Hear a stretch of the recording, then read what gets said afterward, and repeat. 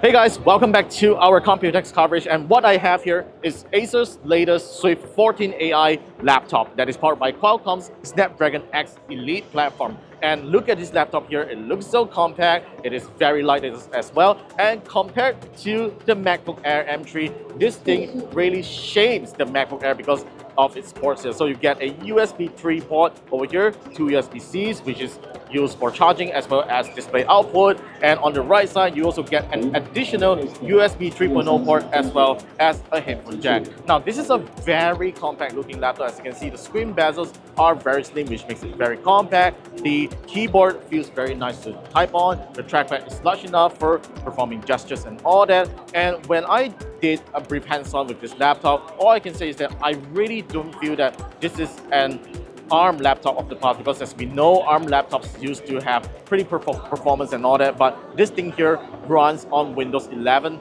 made for ARM, and I can tell you that the performance and all that is actually pretty impressive on first impressions. Now on this keyboard here, there is a dedicated Microsoft Copilot key, as when you press on it, it calls out Microsoft Copilot. And what's interesting here, there's a dedicated LED lighting that will light up here to tell you that Microsoft Copilot is working. I'm just going to show it to you one more time. So we're just going to close Copilot and tap on the Copilot key again.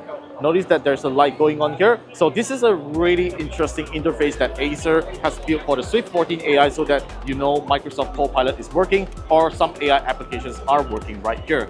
Now, despite running on Qualcomm Snapdragon processors, you might think that it doesn't require any sort of cooling, just like Apple's MacBook Air, but this laptop here does have active cooling. Now, if you look here, this is where the cooling vent is. So I believe it is actually cooled by a single fan here, which I think is pretty sufficient, because as you know, ARM processors are actually pretty power efficient, so it doesn't really need that much of cooling to dissipate it. But it's a good thing that the Acer Swift 14 AI has dedicated active cooling, so you can definitely do some things like video editing and all that, and it should perform pretty well. Alright, so that's a pretty quick hands-on of the Acer Swift 14 AI. Look at this, it's a really nice laptop at Acer's booth in Computex 2024.